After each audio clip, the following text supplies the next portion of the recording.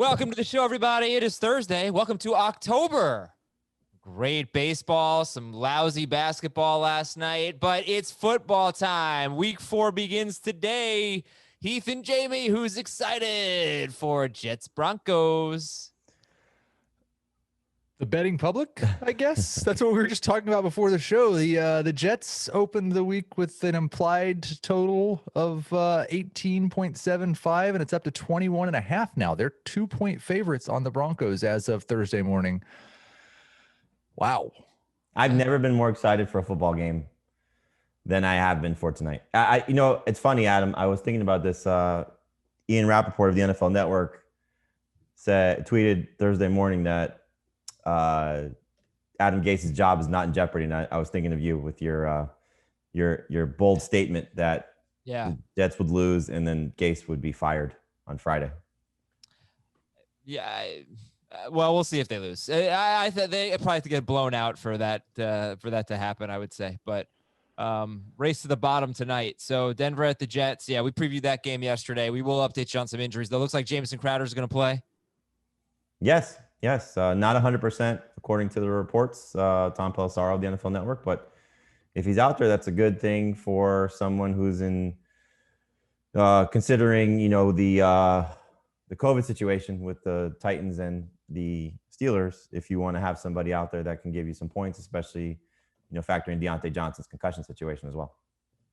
I don't know if you guys have any Jamison Crowder decisions, but to help the listeners out, I'm sitting him for Hunter Renfrow tonight. I just don't want to take the risk, I guess, if I can avoid it. So Renfrow it is. Well, I mean, Renfrow's a great spot. $25 on him on the Fab. You got to start him this week. Yeah, 6, but either way, 6 out of a $25 bet now. All right, let's talk about more interesting games. Well, first of all, let's talk about Pittsburgh, Tennessee. The game's going to be moved to either Monday or Tuesday. I don't think we can eliminate. We talked about this on Fantasy Football Today in 5. You all should be listening to that, but we can't eliminate the possibility that this game is not played this week. But Heath, what's your read on Pittsburgh, Tennessee, and what fantasy managers should do? I think we'll have a much better idea. And I say I think we'll have a much better idea by about noon on Thursday. It seemed like 10 to 11 a.m. the past 2 days is when we've heard what the prior day's test results were. And we talked about this with the Cardinals in baseball, that like when they had their outbreak, they would have 2 guys test positive one day and then 2 new guys the next day. And they'd stop playing, but it's just that incubation period. So if there are no new positives for the Titans today, I would take that as a very good sign they're probably going to play Monday or Tuesday. If there is another new positive today, all bets are off.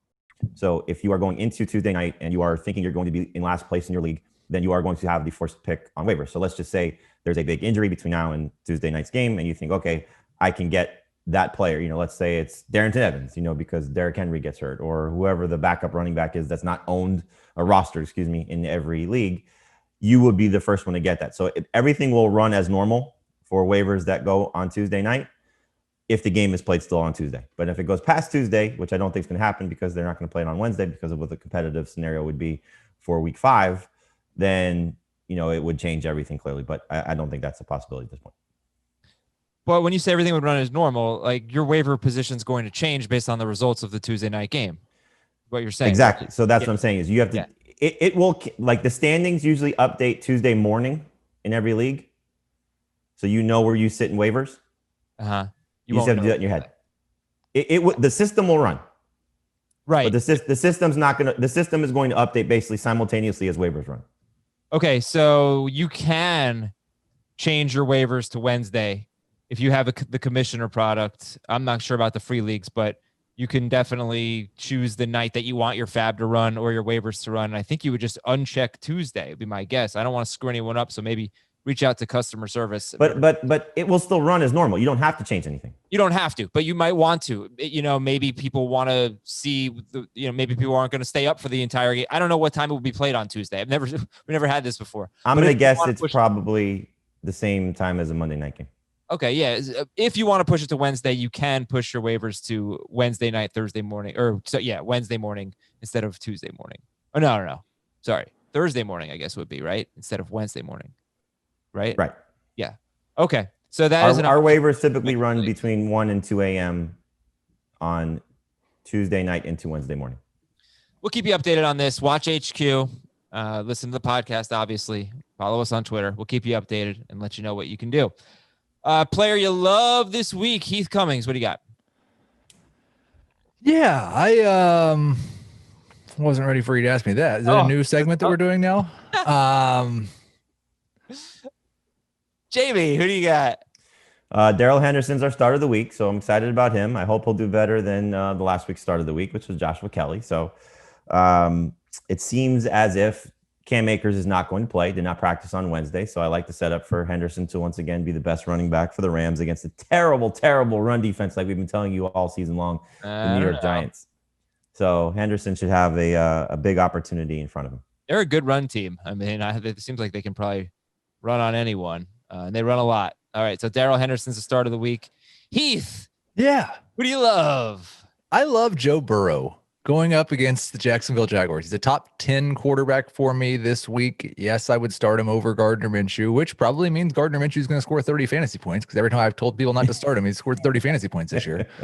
But no, I just think it's a very good setup. It's a nice little breather for this offense. I still don't think that Cincinnati is going to stop Jacksonville. I think Jacksonville is going to score enough to keep Burrow throwing, and Jacksonville's run defense has been surprisingly good so far. Like they've been kind of like the Giants, that surprisingly good run defense. So only the opposite. So yeah, I think Burrow's a top 10 guy. Oh God. Yeah. And the Jaguars allow the second most passing yards per attempt in the NFL. And the Bengals, I'm guessing, lead the NFL in pass attempts. I would assume. If not, they're up there. Dak Prescott leads the NFL in pass attempts. Really? Is Burrow? Yeah, Burrow's not far behind. Okay. All right. Well, Burrow's thrown 100 times the last 2 weeks. All right. How about player you're avoiding? Would you like Jamey to go first? Always. Okay, Jamey, who are you avoiding this week? I'm avoiding Tom Brady. I would play Joe Burrow over Brady. I would play Minshew over Brady. I think you're looking at, we saw a 1-game sample size of Brady without Chris Godwin.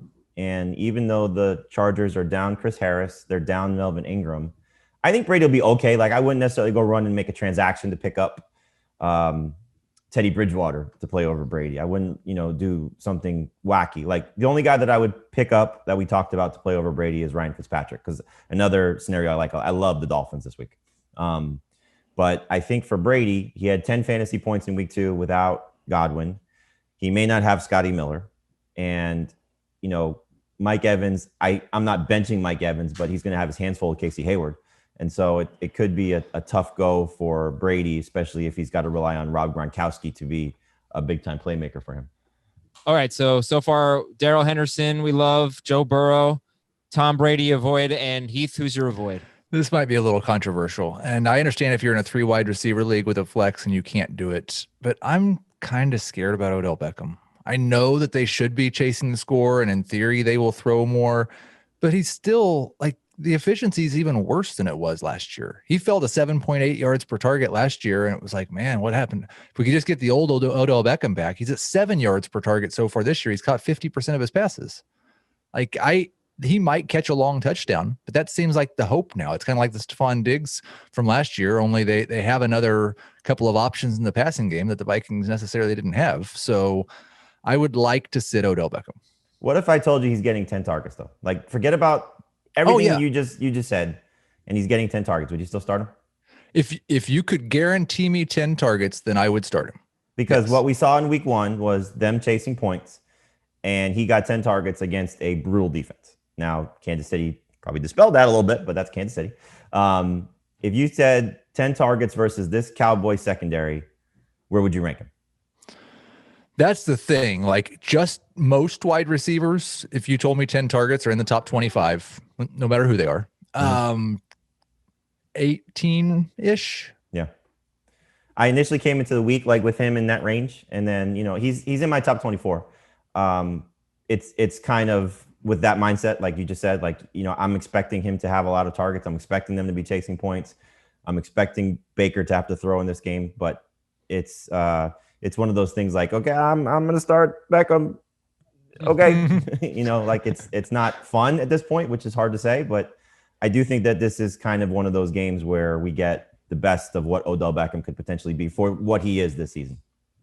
Jamey, let's go back to Darrell Henderson real quick. Would you start him over Melvin Gordon tonight? I would. Would you start him over Odell Beckham? I would. Would you start him over? I'm starting him over Joe Mixon. I'm starting him over. Well, let's do wide receivers. Okay, sure. CeeDee Lamb. Yes. How about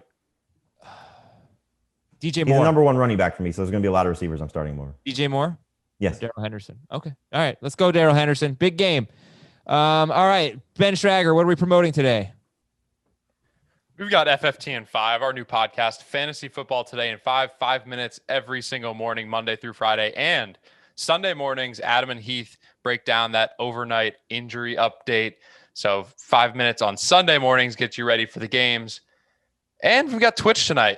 Twitch, 7 p.m., twitch.com/FF Today. It'll be Adam. It'll be Frank Stanfill and Jacob Gibbs of Sportsline breaking down the game tonight, but also answering all of your start-sit questions. So go to twitch.com/FF Today. Yeah. All right. I really have such a great time on Twitch. Can't wait for that tonight. Please join us. I want to talk about 2 running backs because I feel kind of bad. We've talked so much about Joe Mixon, and I guess I didn't realize how horrible his schedule was. And that's because I really thought the Jaguars were a good matchup. Maybe they are. I'm having trouble buying what they're doing, but it's happening. They are allowing 3.2 yards per carry to running backs. They did a pretty good job against Derrick Henry. They did a good job against Myles Gaskin. They did a great job against Jonathan Taylor and pretty much Nyheim Hines, 4 yards per carry. But then it's Baltimore, and then it's Indianapolis, and then it's Cleveland in the next 3 weeks. And those teams have been pretty good against the run, especially Baltimore and Indianapolis. So that's a little scary for Joe Mixon. Meanwhile, James Robinson, those 2 players are playing each other this week. James Robinson has Cincinnati, Houston, and Detroit in his next 3 weeks. So I feel like we need to ask, and Heath, you did ask this on Twitter, who would you rather have rest of season, James Robinson or Joe Mixon? You look at the next 3 weeks, and it's set up a lot better for James Robinson. At least it looks that way on paper. Considering these are 2 of the most traded players, it's pretty relevant. Who would you guys rather have, James Robinson or Joe Mixon? Not James this week, Robinson. going forward. Robinson, Jamey? This week also. Yeah. I would definitely rather start James Robinson this week. We talked a lot last year or this offseason about Joe Mixon's awesome finish to the year, his great second half.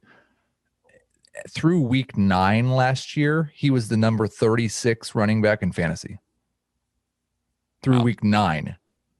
The final 7 or 8 games of the season, he was the number 3 running back in fantasy. I think the big difference, though, is when he got to week 9, he was playing through an ankle injury. They were shuffling quarterbacks in and out. They were going with a new head coach. He's healthy now. He's getting the work. And, I mean, obviously, anybody that listens to our show, I was very excited about Joe Mixon. It kind of did a little bit of a roller coaster of not necessarily being down on Joe Mixon, but, from having him ranked as high as like 6 or 7 to down to like 12 or 13. And I think I settled somewhere around 10 for him at the running back position. I think for me, at least, I didn't expect Cleveland's run defense to be as good as it's been. So I thought he'd have success in that matchup, looking at the early part of the schedule. I thought he'd be good against Jacksonville, which I hope he still will be. I knew he was going to struggle against Baltimore and Pittsburgh. And so, you knew those games were on the schedule for him. But the way that it sort of unfolded, I thought, and you heard me say this time and time again, I thought Jonah Williams' addition to the offensive line would make things better. So far, it hasn't. I thought he'd be a little bit more involved in the passing game. And right now, he's on pace for 40 catches. So that's in the neighborhood of where I was saying. So hopefully that's where he's going to end up. But he just hasn't run well, and it's not all on him because the line has been bad. But AJ Green's been a disappointment, and so this whole Bengals offense has been sort of weird in how things have unfolded for them. But in comparing him to James Robinson, you see a guy that is on a bad team that is doing the things you hope Joe Mixon would be doing on a bad team. And his role just continues to evolve. And so, I think one thing that we're going to start to do, and this involves you, Heath, and Adam, you can certainly take part in it. I think every Monday, what I'm going to do is for FFT is sort of maybe every 3 to 4 weeks. What would you do if you're drafting now? Like, what would your top 10 look like? I can't imagine Joe Mixon in my top 10. I could imagine James Robinson in my top 10. Ooh. At running back? Oh, at running back. Oh, yeah. Not top 10 overall. Top 10 position. Mixon was top 10 overall for a lot of people. No, I it's just he is getting so many carries, 16 or more carries, 16 to 19 carries every week. That's great. And he's on pace for basically the same amount of touches he had last year. But in the second half of the season, he got more carries than anyone in football. And that was a big part of the reason for success. So listen, I just needed to bring up the schedule, and it starts this week with Jacksonville, where you think, okay, Mixon might get back on track. We're going to preview that game in a little bit. Is he even a start? We'll talk about that. But Jacksonville's run defense has been surprisingly really good. And so has Baltimore's, and so has Indianapolis's, and so has Cleveland's. So it's tough. It's tough sledding right now, perhaps, for Joe Mixon. All right, listen, if you're struggling with credit card debt, this is an important announcement for you. You got to look at Lightstream, lightstream.com/FFT, LIGHTSTREAM.FFT. A lot of people, .com/FFT, excuse me. A lot of people do struggle with credit card debt, and Lightstream's going to help you out. They offer credit card consolidation loans from 5.95% APR with auto pay if you have excellent credit. All right, they believe that people with good credit deserve a better loan experience, and that's exactly what they deliver. 5.95% APR with auto pay. You're talking about regular credit card rates are 20%. It's such a great discount. You get a bigger discount when you go to lightstream.com/FFT. The application is 100% online. You don't even have to leave your house to apply. You can get a loan from $5,000 to $100,000, and there are no fees, and you can get your funds as soon as the day you apply. So again, you can save even more money if you go to our URL. It's lightstream.com/FFT, lightstream.com/FFT. Go there right now for that additional interest rate discount. This is subject to credit approval. Rate includes a 0.5% auto pay discount. Lowest rate requires excellent credit. Terms and conditions apply, and offers are subject to change without notice. And visit lightstream.com/FFT for more information. We've got a ton of. Can I go back to something real quick with James Robinson? Yeah. And Joe Mixon. Heath, you can probably recall this. Where were you ranking Leonard Fournette right after the season? Oh, top 12 for sure. And probably would have been ahead of Joe Mixon, right? For me, definitely. Yes. Me as well. Yeah. And so this is, I don't want to equate James Robinson and Leonard Fournette, but just fantasy production. That's essentially like what you're getting. Is it? I mean, I'm feel weird saying this, but he's looked better than Leonard Fournette. I agree, but that's what I'm saying. I don't want to equate the two, but you look at what he did in the passing game against Miami. You look at what he's sort of evolving into is just this every down running back, a guy who's dominating touches. And that's what Fournette was for Jacksonville last year, with different coordinator, different guys in certain spots, but very similar personnel for the most part. And so, that's kind of, I think, how you can sort of, if you want to justify the two, like you were drafting. One problem I see with him, and we saw it in the Miami game, he still had a great game, but he did come off the field late in the game for Chris Thompson when they were trailing. And if we expect the Jaguars to go back to being, the worst team and one of the worst teams in football, like we expected at the start of the season, that could happen more. I just feel like I need to bring that up because I feel like that could be the one, sure. But I also think that if you say that he came off the field and prior to that he got you 6 catches. Yeah. He can do everything that they need him to do. And that's something that they said about him in training camp. All right. Okay, so guys, we have a ton of injuries. Let's go through these quickly here. Chris Carson practiced right now. We're going to preview that game, but he's got a chance to play.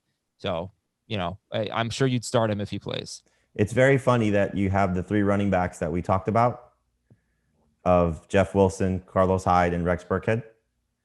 And if it's just McKinnon, I think Wilson is going to be fine because you saw that last week. But Hyde and Burkhead could be irrelevant. But you didn't really see that last week because I don't think Wilson got many touches at all until McKinnon got hurt. Now, if you hit McKinnon at less than 100%, that's one thing. But Wilson got almost all his work in the fourth quarter. By the way, is McKinnon? So I know Mostert didn't practice. Garoppolo didn't practice. Is McKinnon looking good for this week? Practiced in full. Oh, okay. Michael Thomas practiced. DeVante Adams, well, they didn't practice, the Packers, so we don't know yet about DeVante Adams. We'll know more today. And same with the Falcons wide receivers. We're a little in the dark on Julio and Gage, right? Yes, yeah. It's a Monday night game, so they don't practice until Thursday. Right. And one other thing with the Titans-Steelers scenario is Deontay Johnson's going to get extra time to hopefully pass through the concussion protocol. George Kittle practiced in full. Deebo Samuel, you're expecting him this week? Kyle Shanahan was very non-committal when they asked him about it. He said, he's got a chance if he practices 3 straight days and feels good after that. He also said, I feel very confident in him for week 5. It's kind of the same thing with Damian Harris when they asked Bill Belichick. He said, sometimes these guys take a couple weeks. And the difference, obviously, with Harris is the Patriots already have 17 running backs, right, with James White coming back. The 49ers have 1 wide receiver. So it would be good for them to get Deebo Samuel back. Jared Cook missed practice, DeAndre Hopkins missed practice, and Kareem Hunt missed practice. Those 2 we're going to have to keep an eye on. Cam Akers still day-to-day, according to the Rams. You said 3 guys. Okay, but I meant Hopkins and Hunt. But right. Yes, you're right. I did say 3. Okay, you know what? We have to keep an eye on Jared Cook, too. So Duke Johnson seems likely to play. We're going to preview that game today. I wanted to do just the AFC home games today, but I think it's better to do Pittsburgh, Tennessee tomorrow. So I changed things around a little bit. Damian Harris practice. Heath just talked about that. Jamison Crowder, questionable. We talked about him. We expect him to play tonight. Philip Lindsay's questionable. What do we think about Philip Lindsay right now? I think he's somebody that if he's been dropped in several leagues, he's not a bad guy to stash, so if you have the ability to pick somebody up on Thursday before the game starts, I would do so, because if Melvin Gordon were to get hurt in Thursday night's game, then Philip Lindsay could be like what Melvin Gordon has been the last couple of weeks. But it's going to go back to, I think, what it was at the start of week 1 before Lindsay went down, and what the thought was going into the year that they're going to use both guys. I would feel much less confident starting Gordon if Lindsay was active. Drew Lock could be back next week at New England. DJ Chark practiced. Deshaun Jackson did not, but still could play at San Francisco. Don't know about Alshon Jeffrey this week. Zach Moss practice. That's such a bummer. So, I mean, it's good for him. Sorry. It's a bummer for fantasy. And like I had Singletary as a top 15 back without Moss. I would still start Devin Singletary even if Moss is back. I just wouldn't be as excited about him. I had Devin Singletary, which threw Heath off in our notes for Thursday's FFT show, because on Wednesday's FFT, I had said, I think Devin Singletary is the start of the week, which was my intention, thinking that Moss was going to miss more time with the toe injury. And then when he practiced and Cam Akers did not, I made the switch to Darrell Henderson. All right, here's the rest of the injury report. John Brown did not practice. Chris Godwin missed practice. Scott Miller missed practice. Henry Ruggs unlikely to play, and Brian Edwards is out. Le'Veon Bell is hoping to return next week. That would be a game against the Cardinals. Tampa Bay could be without their slot cornerback, Sean Murphy-Bunting. That means they'd be moving Antoine Winfield, a safety, into the slot, which he did last week. Indianapolis cornerback Rock Ya-Sin, who was supposed to be, I think, their top corner going into the year, he was limited in practice. He's had the stomach ailment. Be nice to get him back at Chicago, and then their secondary would look really good with the way Xavier Rhodes and TJ Carey have been playing. Miami cornerback Byron Jones missed practice. Doesn't look great for him against Seattle. Same with Jamal Adams in that game for Seattle at Miami. This is a big one. Kansas City defensive tackle Chris Jones was limited in practice. We'll keep an eye on that as they face the New England Patriots. They'll be without rookie cornerback L'Jarius Sneed. So some injuries on defense there for the Kansas City Chiefs. What else is new?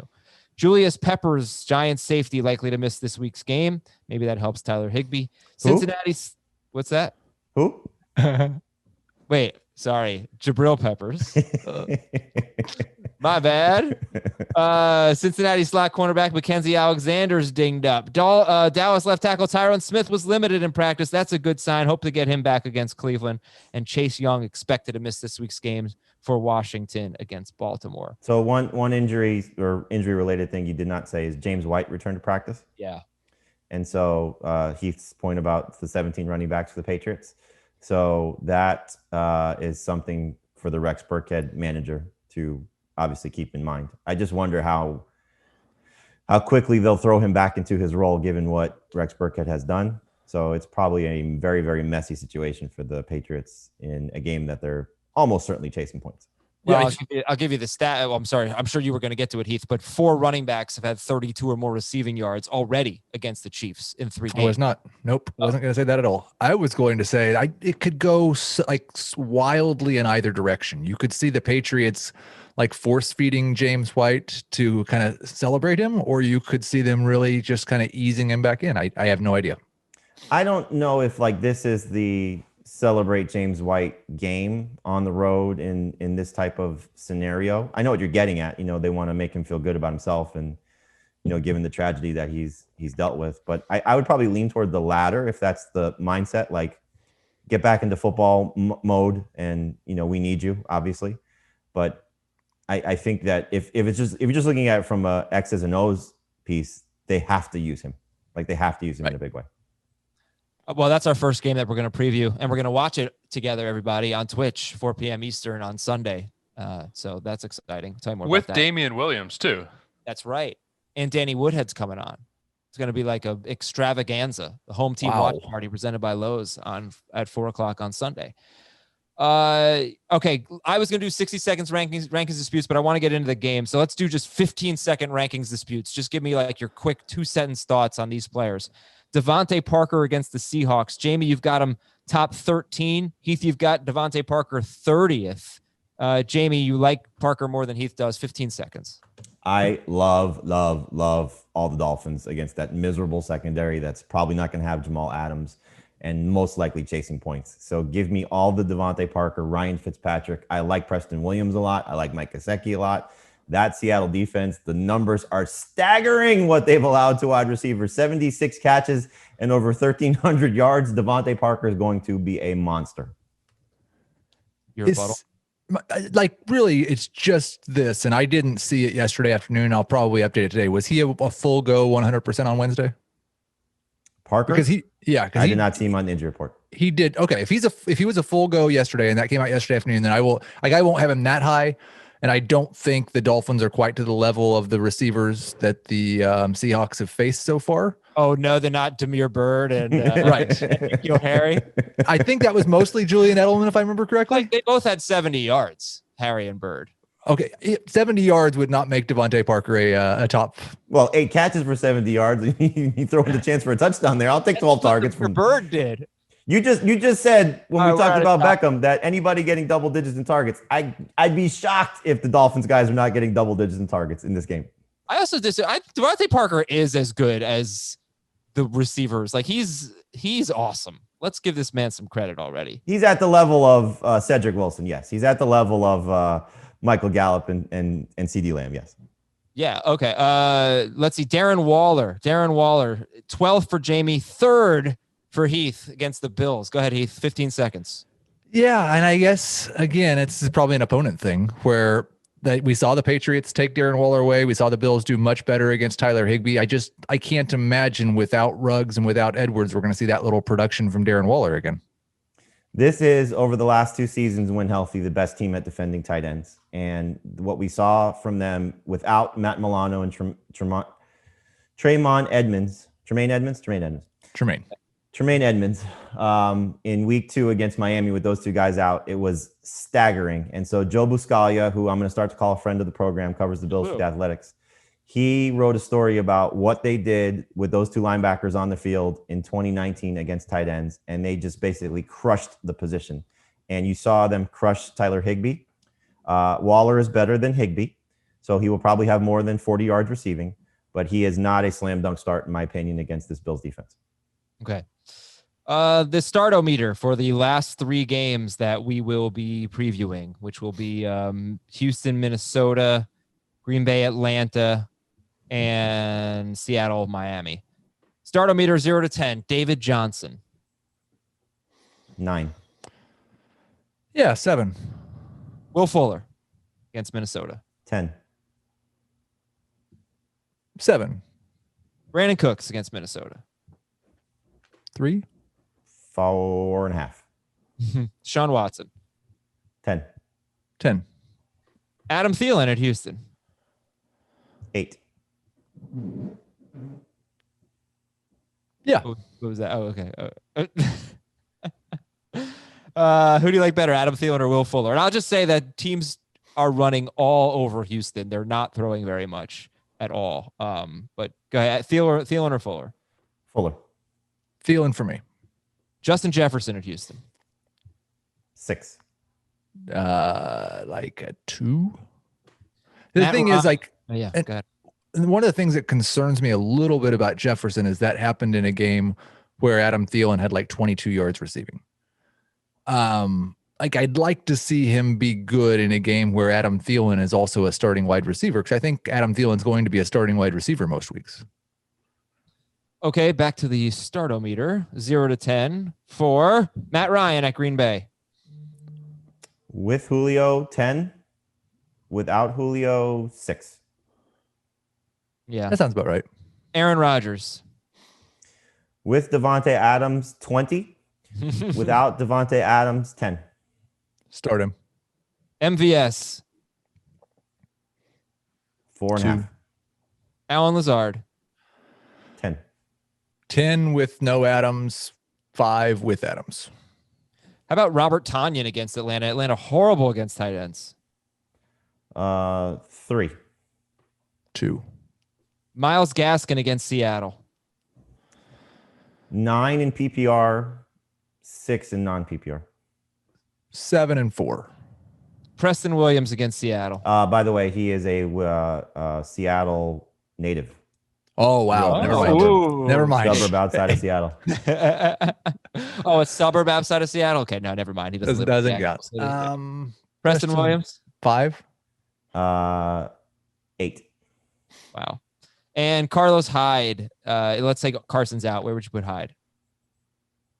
6 in non-PPR, 5 in PPR. Yeah, 6 and 4. If Did you not do Fitzmagic? Oh, Fitzpatrick. 9. 5. If Carson were out, you guys are not seeing eye to eye today. If Carson were out, rank these 3 running backs: Carlos Hyde, Darrell Henderson, Devin Singletary. Hyde is a distant third. So Moss is playing and Carson's out, correct? Yes. Yeah. So I would go Henderson, Singletary, Hyde. That's interesting because I mean, you could. Hyde feels more likely to score than Singletary if Moss is back.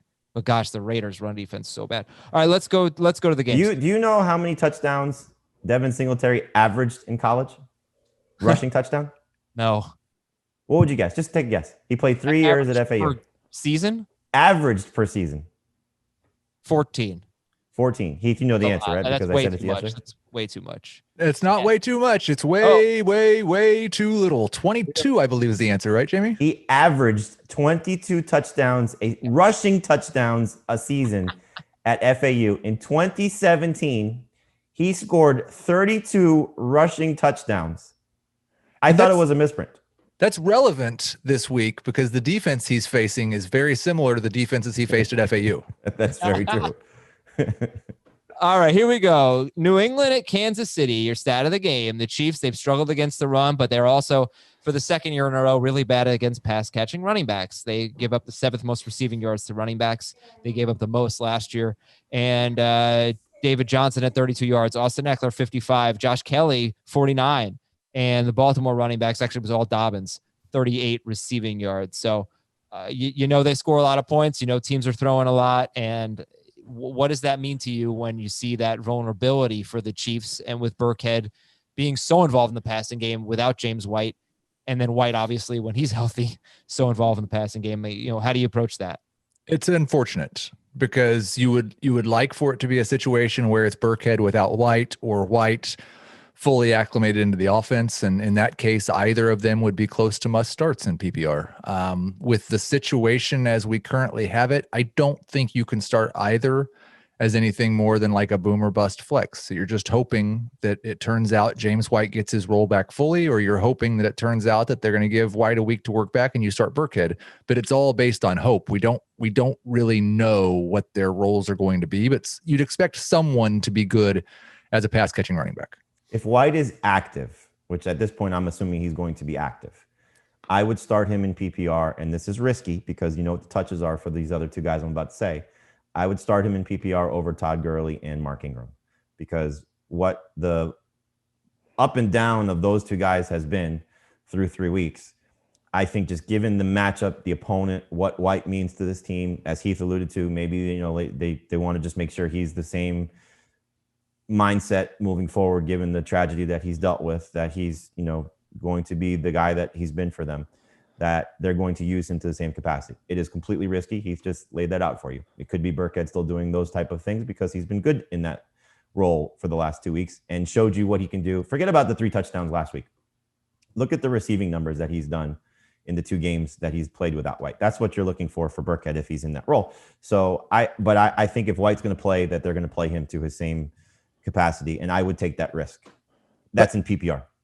And I wish I had this information readily available instead of just speculating, but I do have a recollection of us discussing late in the year last year, James White splits when Rex Burkhead was active and when Rex Burkhead was not active. And James White was not as productive last year when Burkhead was active because he was getting a few of those targets. Fair. Okay. All right. How do we feel about Cam Newton this week? You guys have him top 12. Yeah. Break it down. How do we feel about Cam? I'm not getting away from Cam based on what I saw from him in the one game where they were chasing points. It is obviously a completely different defense based on what the Chiefs have shown you. And Steve Spagnuolo gave you an example of what he can do against the mobile quarterback and how he can sort of the defense coordinator for the Chiefs and how he can sort of game plan against Lamar Jackson. I think this is a different passing attack that he's going to face in how the Patriots will approach things. And I trust Josh McDaniels more than I do Greg Roman. So I think, you also get an example of Josh McDaniels seeing how the Chiefs, schemed against Lamar Jackson. That was quite a burn against the guy who I think was like the best offensive coordinator in football last year. Well, it's not I like Heath better than you, but it doesn't mean I don't like you. I'm not putting down Greg Roman or anything. Well, okay. So the Chiefs have been pretty good. I mean, they faced Watson, 22 fantasy points, Herbert, 23 fantasy points with a rushing touchdown, Jackson, 15 fantasy points, but they just lost another cornerback, a rookie who was playing pretty well. And if they don't have Chris Jones, that's got to be a huge deal in how you. For sure. Right? But I think for Cam, he's not going to have 3 whatever he did against the Seahawks. But I think you just look like if he's asked to carry this team as opposed to hand off like we saw last week, he's going to be around 25 fantasy points. And so I'm not the only guy that I would even relatively consider would be Ryan Fitzpatrick because of what the defense he's facing. And I'm not starting Ryan Fitzpatrick over Cam Newton. What about Jared Goff? I'm not starting Jared Goff over Cam Newton. It's a coin flip for me. Like the one for me is Joe Burrow. And Burrow is not somebody you can go get on the waiver wire. But I do think I would start Burrow over Cam. Right, and the guys you mentioned, Adam, are in that range. They certainly could be discussed. But I would start Cam over those guys, including Burrow. And I like Burrow too. Patriots running backs. Okay, so you talked about the pass catching guys. We're not starting Sony Michel, right? You can't. Okay. Patriots wide receivers. Julian Edelman has great history. These teams have met 3 times in the last, the previous 2 seasons. Including the and playoffs, Julian Edelman's been great. So he's a must start. Yes. Yeah, I'm starting him. Yeah, I again, that thing we brought up yesterday, it makes me a little bit nervous. Like it might be N'Keal Harry playing his role right now for some reason. Oh, yeah. But yes, I'm starting him. What about N'Keal Harry? Like, how would you compare Hunter Renfrow or N'Keal Harry? I would start Renfrow over Harry in PPR, but I don't think it's much different because again, the only sample size we can use for this is the Seattle game because they were in a hurry up comeback, throw a lot effort, and he had 12 targets in that game. And so it's not like they have a lot of depth at receiver. I know Damiere Byrd played well in that game also, but it's pretty clear that those are the 3 guys. They don't have a tight end, and we know whoever the running back is going to get their targets. So if Cam is throwing 30 plus times, which I anticipate him doing, then you're looking at probably in the neighborhood of 12, 8, and 6 to 8 for the other 2 guys. Okay. And by the way, Chiefs allow the fewest fantasy points to wide receivers, but we did see Will Fuller have 112 yards. We saw Keenan Allen have 96 yards. They're just not really giving up touchdowns right now. They typically don't give up a lot of big plays, but still Edelman, he could do just fine.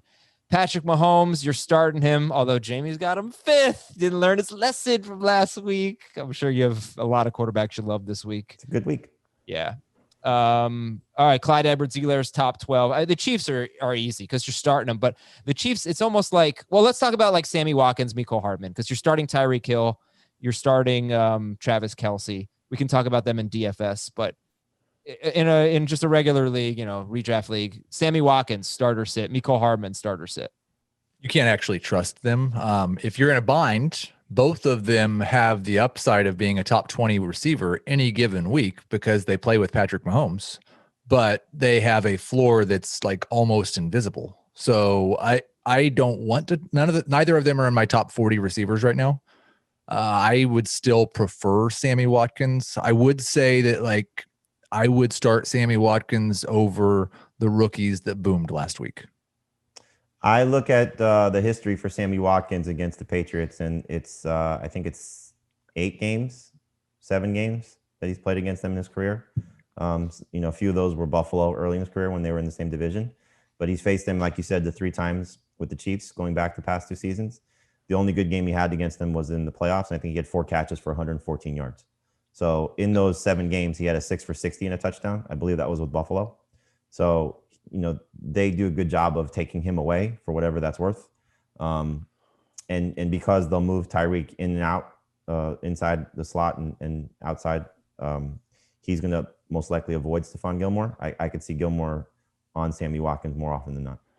They've also done a good job against Kelsey for the most part. I mean, you're starting Kelsey, but they've done a very good job against Kelsey too. I think he's over 60 yards like once in his last 4 games with 1 touchdown or something. They just do a great job against tight ends. I mean, that's just their defense. The last 3 games, Kelsey against the Patriots, Kelsey 5 for 61, 3 for 23 and a touchdown, 7 for 66. So it's been 66 yards and is as high in those last 3 games, which is why I would say I would not play him in DFS personally. And I don't know, would you play Tyreek Hill or Travis Kelsey in DFS? Kelsey probably not, but Hill is, I think going to be not highly used or played. I don't know what we're supposed to say for DFS. Highly played. Rostered, I guess, the same thing.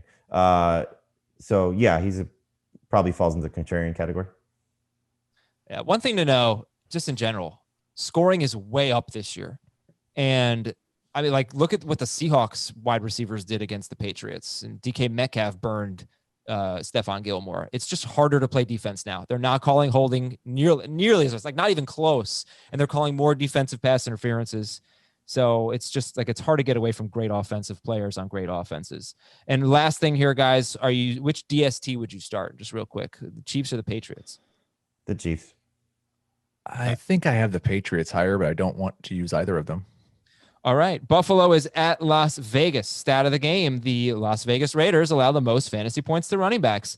They have allowed 24 or more non-PPR and 27 or more PPR fantasy points to a running back in all 3 games. That would be tough sledding with McCaffrey and Kamara, but then Rex Burkhead had that in week 3. So, gosh, I was so excited about Devin Singletary this week. But, maybe he earned a bigger role. He's really good. He's really productive. I think the key is those 3 running backs you talked about, and there have been other running backs that have scored some fantasy. I think Sony Michel had 13, I think. Yeah, he had 111 yards rushing on 9 carries. Right. But the bigger thing was the 2 catches. Yeah. The 3 running backs you've talked about are the pass catching running backs extraordinaire. And Singletary, even with Moss on the field, has predominantly been the pass catching running back for the Bills early in the year. I think he will be the pass catching running back in this game. So I actually, bold prediction, Devin Singletary is going to score a touchdown. Yeah. I'm with you. All right. Let's do Devin Singletary or Julian Edelman. I'll still take Singletary. Singletary and non-Edelman and PPR. And Edelman. Heath hates half PPR. I love it. All right. Zach Moss, I can't imagine anyone starting, right? Nope. Okay. We still have to see if he gets through practice, fine. He was just limited on Wednesday. So trending in the right direction. But he look, I mean, the Raiders are not good against running backs. So he could also score. Streak of the game. Go to the other running back. The Bills have allowed a 1 or 2 yard touchdown run in all 3 games this year. Let's see if Josh Jacobs can make it 4. But actually, we'll stick with the Bills real quick. Josh Allen is a top 4 quarterback. I don't know how you get away from him, although I think. How could you not like Josh Allen? He's just awesome. Yeah, he's crushing it. I think it's a pretty interesting game. The pass defense for the Raiders hasn't really been that bad, or maybe it's just because the run defense has been so bad. They just lost another corner though, right? Oh, I did not know that. The rookie, I thought he was going to see a specialist. Arnett, is that right? Yes, Arnett is out. You're right. Okay. So Stephon Diggs is top 12 in both formats. Would you start John Brown if he plays? Would you start Cole Beasley if John Brown doesn't play? I think Beasley is a number 3 receiver in PPR regardless because of, he's gotten 20 targets through 3 weeks. It's clear he's still a big part of this offense. And Josh Allen is throwing so much that, he now can, in 3 receiver PPR, you can support these 3 guys. He can support these 3 guys. Yeah. If John Brown was out, I would start Cole Beasley over Jamison. Well, we don't know that. Hunter Renfrow and N'Keal Harry. Hunter Renfrow. In PPR. You should have used that $6 on Cole Beasley. I don't think so. Look, you could have had Cole Beasley and $5 in your pocket. I'm on Renfrow Island here. I get that, but I like Renfrow. Why do you another not thing? I do too. Another well, I'm like my island is like the wealthiest island. Like it's like a top 10 island. Like I love Hunter Renfrow. Wow. You and your au pair? Not top 10. I actually think au pairs are kind of inexpensive from what I understand. I believe that they are not as expensive as nannies. Yeah, they are not. Except that, no, they're not. Okay, so anyway, except yours, who spoon fed you from the time you were born until the time you were 18.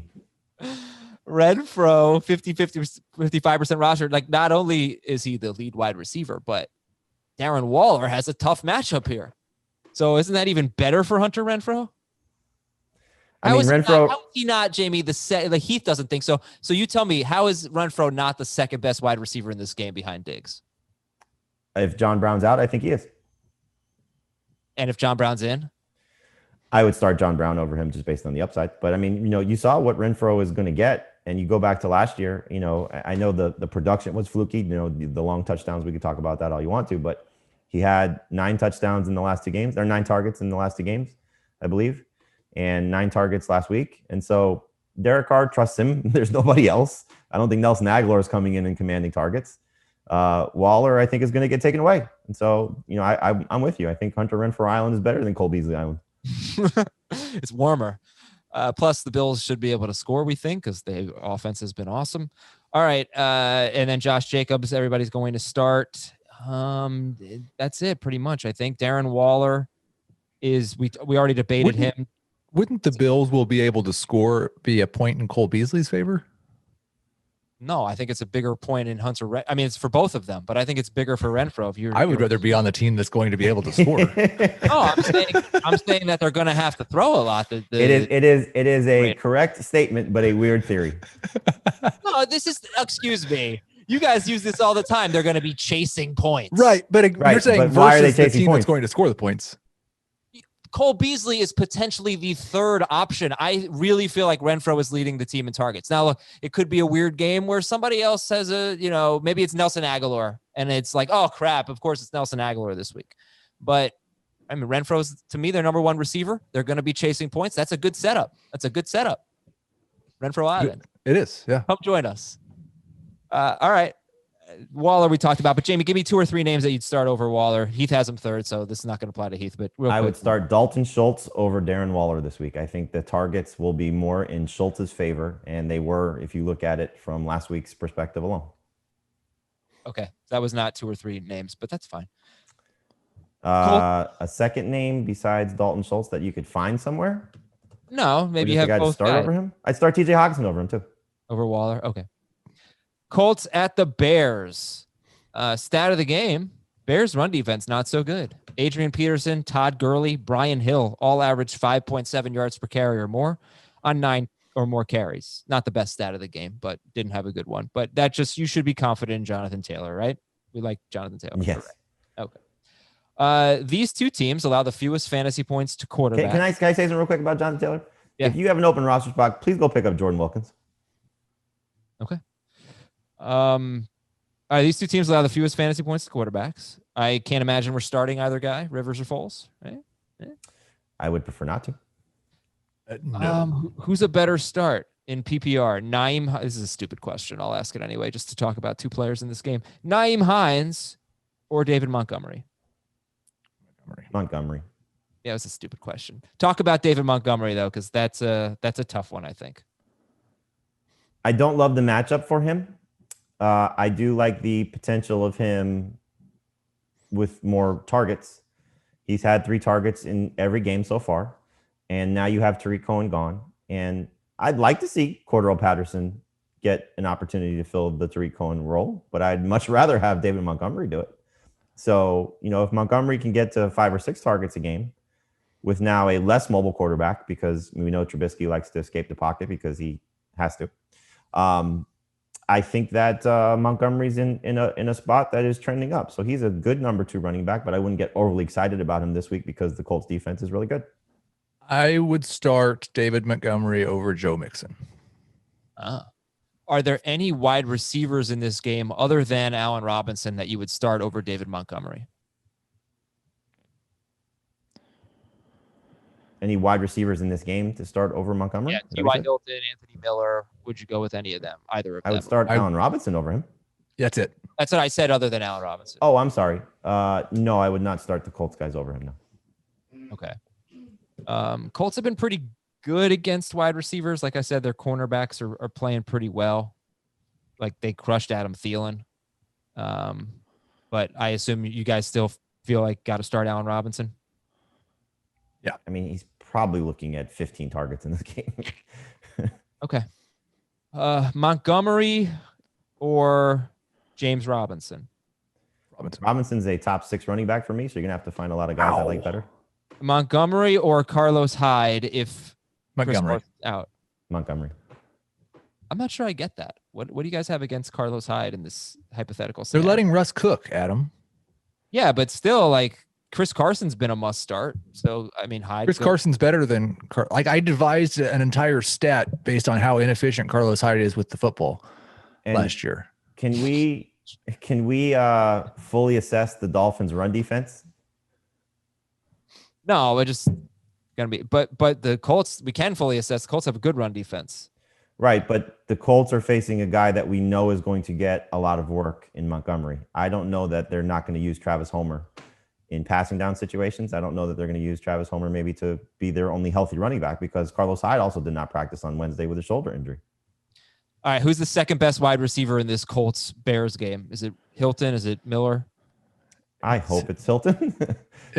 Yeah, it's Hilton, but it feels kind of gross. There's 2 guys that I really want to see do something in this game. One is Anthony Miller because, I've been hopeful for him this year. And we've seen now in their 2 comeback efforts, week 1 and week 3, he's played a bigger role and he should have had 2 touchdowns in last week's game. The other is Zach Pascal because now you don't have Michael Pittman or Paris Campbell and he's going to get a bigger opportunity. We just have not seen the Colts tested the last 2 weeks with anything of a semblance of a competitive game. And so if the Bears show up, which I think the Bears will because they're at home and they're a better team than the Vikings and the Jets, that Phillip Rivers is close to 30 pass attempts, and then Hilton, Pascal, whichever tight end you prefer for the Colts, steps up and has a decent performance. But I'd like to see this passing game give us something of, okay, this is what maybe they could be or could become. Okay. It's a Joe Boo game for T.Y. Hilton. Last one. Do you like either of the tight ends in this game or any of the tight ends in this game? I wouldn't be opposed to Jimmy Graham in a deeper league because, again, the 2 games where they've had to, play with a sense of urgency, he's performed well. He should have 2 touchdowns in week 1. He did have 2 touchdowns in week 3. And the Colts have a good defense, so that's going to sort of negate some of that. But, volume is volume, and you got to like what Jimmy Graham has done. And then Mo Alley Cox is so interesting because, again, no Pittman and no Campbell. Is this a guy that, because of his pass catching ability and athleticism, is somebody that can be a difference maker in this offense? Yeah, Graham, Cox, Doyle is how I would rank them, but none of them are in my top 14. Okay, there we go. Agreed. Jacksonville's at Cincinnati. Here we go. Jacksonville has allowed 33 and 31 points in their last 2 games. The Bengals are 0-2-1, but they've lost by 8 points in their 2 losses, and they obviously lost by 0 points against the Eagles. Gardner Minshew, like, why are you guys just so down on him because of last week as he let us down? Why are you sitting him? Here's the problem. It's not being so down on Gardner Minshew. I've got him projected for 23 fantasy points. 23 fantasy points hasn't been a top 12 quarterback any week this season. You've got at the top Lamar, Mahomes, Prescott, Allen, Wilson, Rodgers, Watson, Murray. You've got Cam. You've got it's really hard to get into the top 12. I'm starting Gardner Minshew in a couple of leagues this week. I didn't make the effort to go get Fitzmagic, who I have just one spot ahead of him, but I'd rather start Burrow. Okay. And also, to be honest, it's not a great matchup necessarily because teams don't throw on the Bengals. They just run all over them. And that's why James Robinson is top 6 for Jamey, 17th and 18th for Heath, depending on the format. But start James Robinson this week. Can you trust any of the Jacksonville wide receivers? So DJ Chark practiced on a limited basis. If he plays, I think he's a high-end number 3 receiver. I need to see more from him because we just haven't gotten great performance in the first game and a half that he was healthy. But you know what the upside can be if they're chasing points, and hopefully the targets will be there for him. But I'm not going to rush to start Laviska Shenault or Keelan Cole, but they're in that same sort of range, more of low-end number 3 receivers as opposed to high-end number 3 receivers. But I mean, it was disappointing with what the Jaguars did against Miami with not being more aggressive in trying to get Laviska Shenault the ball. And so I hope to see more of that. I hope to see more, better targets for Keelan Cole. But it's just, I don't think you're at a point yet where you have to force those guys into your lineup. You don't at all. I do kind of like, for DFS purposes, I really like it when a guy busts in prime time after everyone was excited about him, playing him the following week.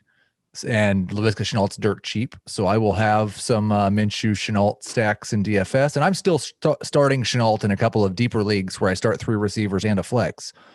But there's a low floor, as we saw on Thursday night. I just remember the revenge game for that one.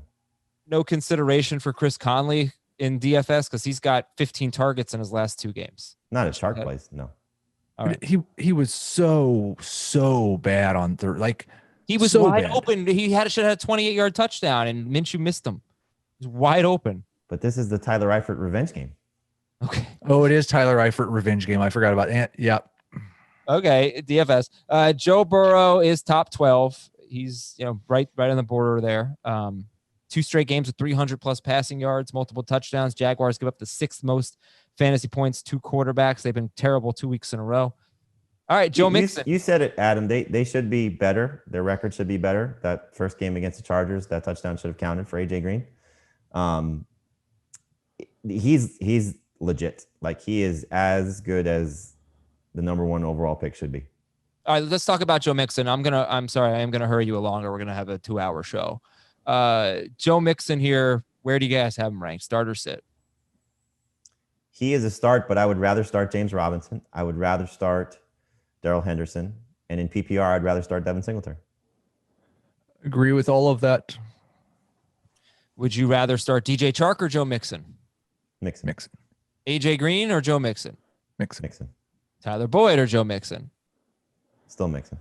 Although I do like Boyd a lot. I would start Boyd over Mixon in PPR. Is Boyd the only must-start wide receiver in this game? I would not call him a must-start. I would call him a must-start. Okay. Any thoughts on AJ? Because he's not likely to see a lot of CJ Henderson, who has been good, has not been great, but for a rookie cornerback has done a nice job. Okay. What about AJ Green? By the way, the offensive coordinator for the Bengals thinks AJ Green is about to pop. He said he's dealing with that hamstring or what was it? Ankle injury, whatever it was in training camp. He thinks he's ready for some big plays, and actually could have had some big plays, but his teammates screwed up for him on Sunday.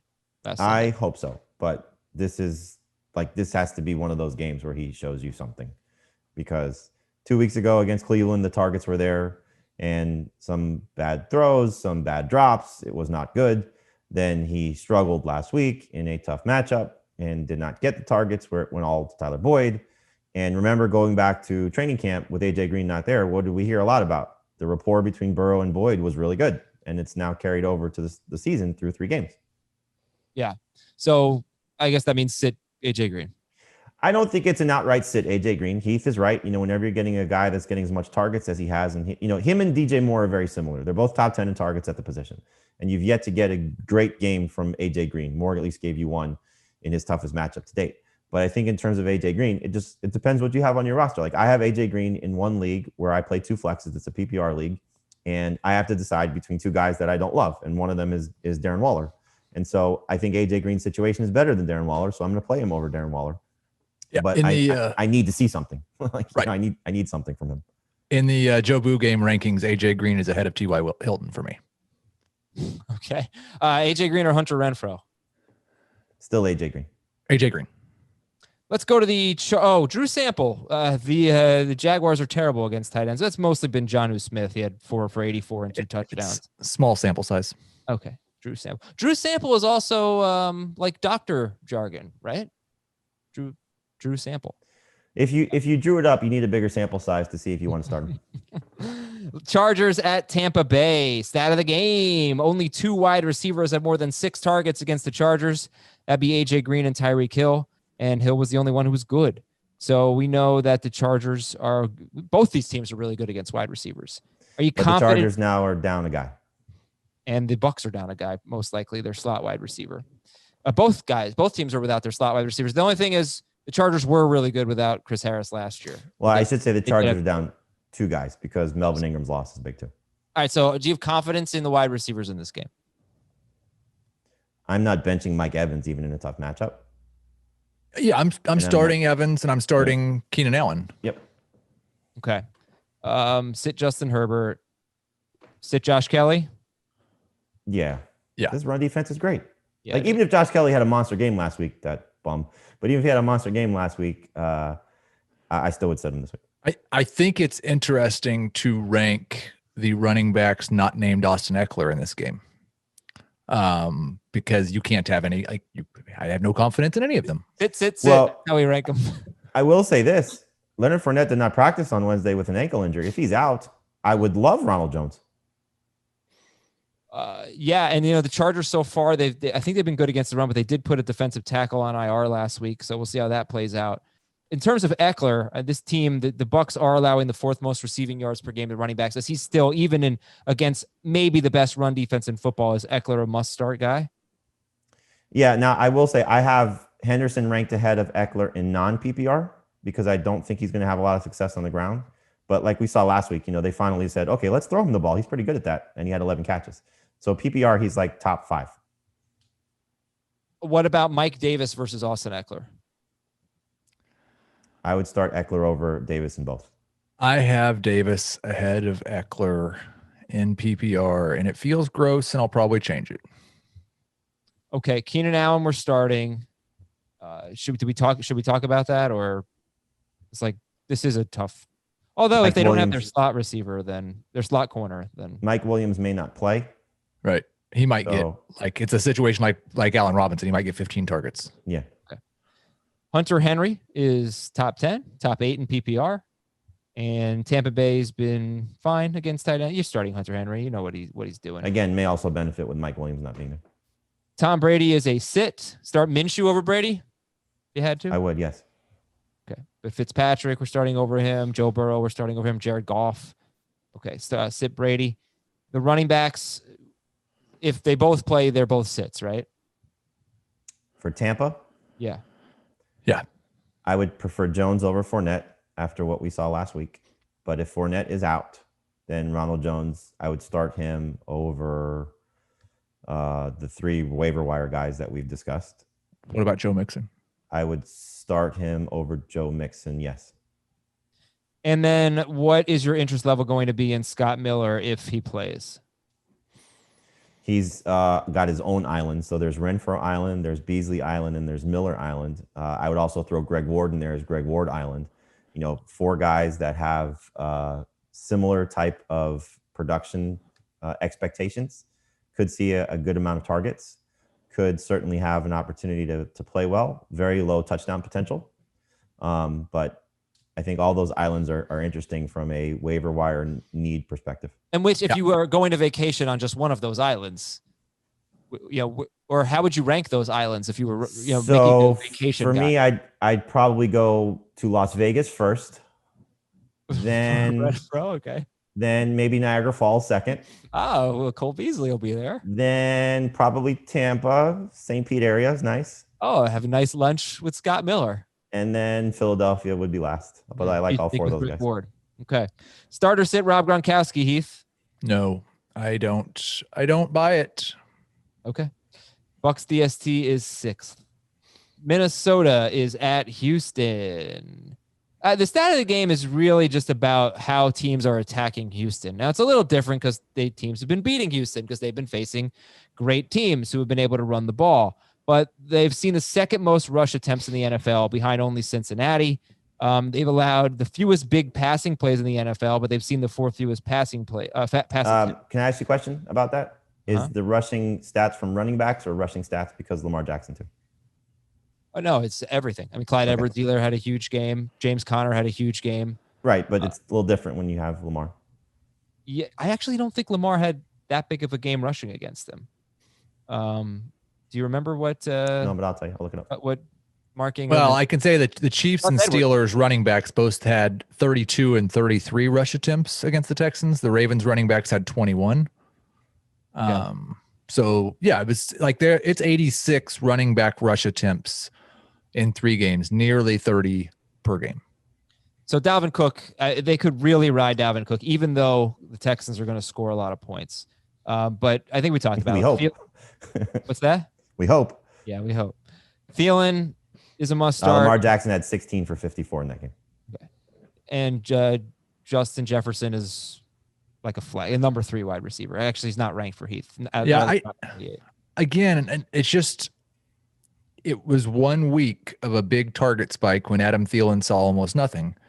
And so I think if you're going to believe in Jefferson as a number 3 wide receiver, then I don't know that Thielen can be more than a boomer bust number 2.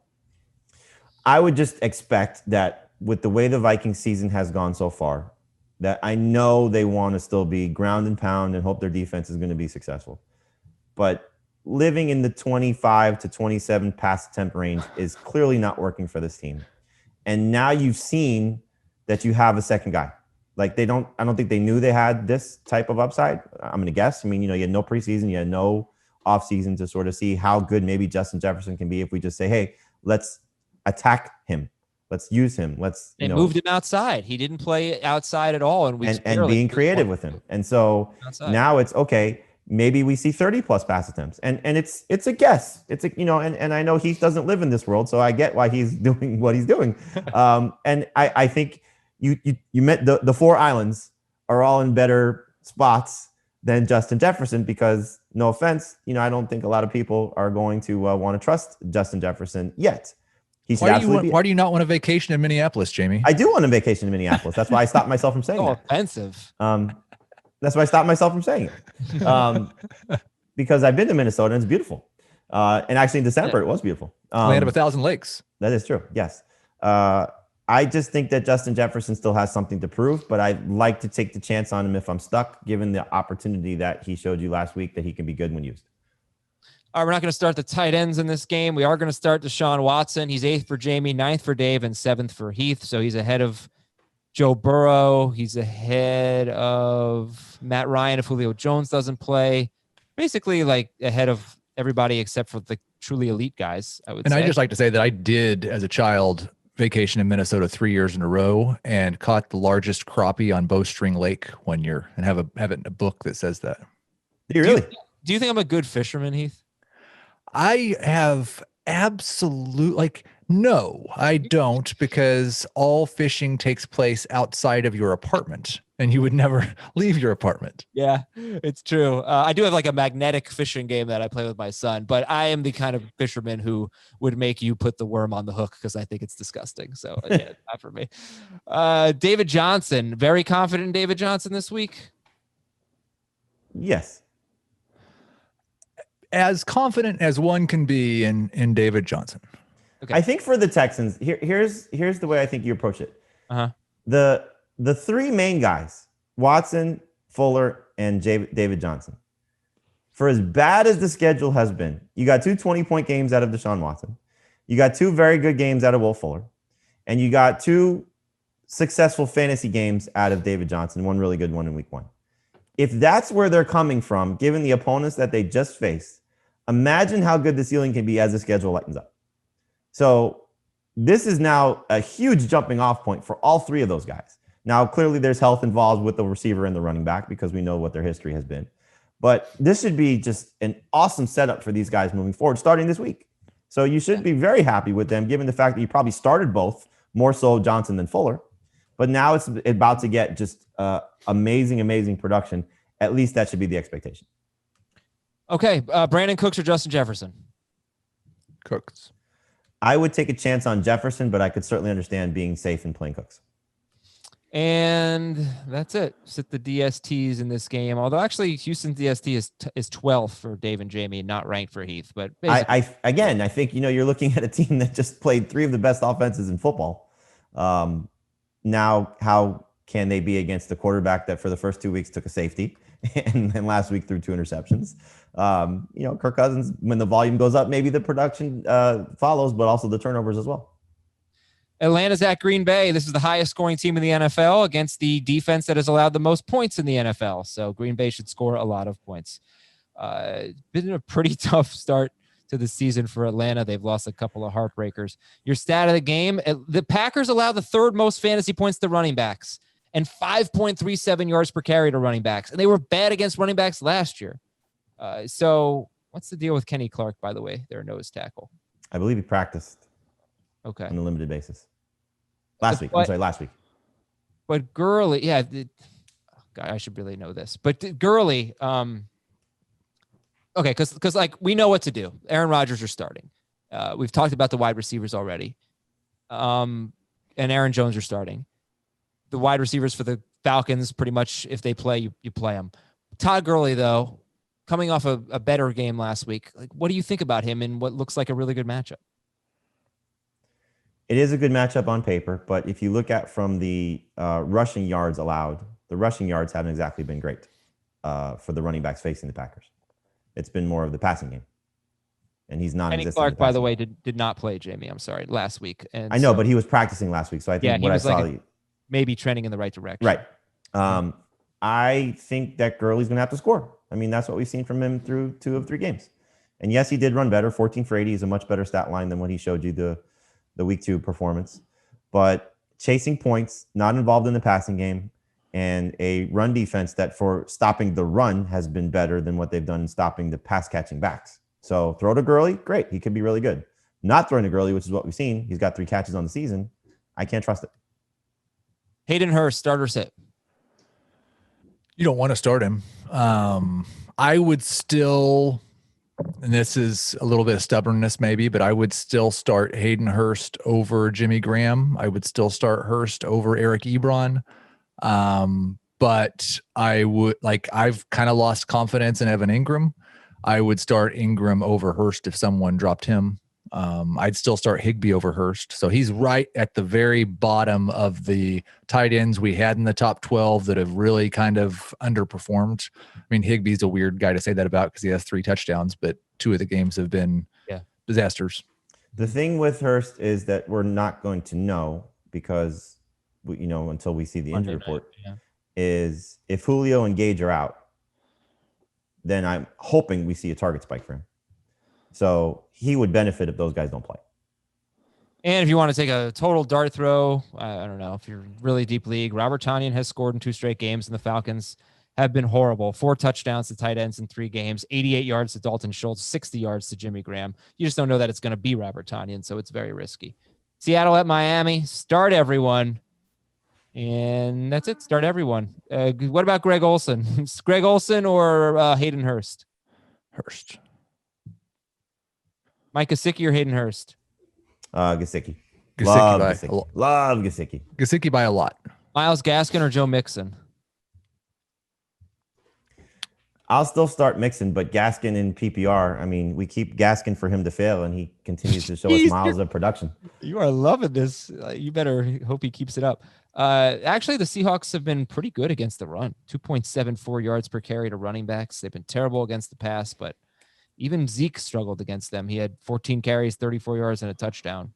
So I don't think he's going to be good running the ball, but his pass catching right now has been fantastic. Preston Williams or Myles Gaskin? Gaskin. I would take Gaskin based on the amount of times he's going to touch the ball. But this defense is so. I mean, should I just tell you the numbers again? Can I tell you the numbers again? Because I love numbers. Finish the show with the numbers. I love this. This stat is just mind-boggling. So they are the worst in terms of receptions and receiving yards allowed to opposing receivers at this point. 76 catches, 1,136 yards allowed. The next closest team in receptions allowed to wide receivers is Denver. So 76 for Seattle. Denver's next at 49. Denver is going to play a game before Seattle plays a game, and they're still going to be well ahead of what the receptions are. The yardage with the 1136, the next closest team, and you mentioned how bad Atlanta has been. The next closest team is 736. It is ridiculous. It's 400 yards difference. If the Dolphins receivers don't have a good game, I would be completely shocked based on this matchup. They're secondary, and now they're losing Jamal Adams. It's just absolutely bad. It's so bad. Bad news. All right. Good show, guys. Thank you very much. For Heath and Jamey, I'm Adam. Let's get out of here. Let's watch some Thursday Night Football. Let's watch Thursday Night Football. You know what? It's fantasy. No matter what, the games are great. We'll talk to you on Friday, everybody. Want more of the Fantasy Football Today podcast and nonstop year-round fantasy advice? It's simple. Hit the subscribe button and hang with us all throughout the year.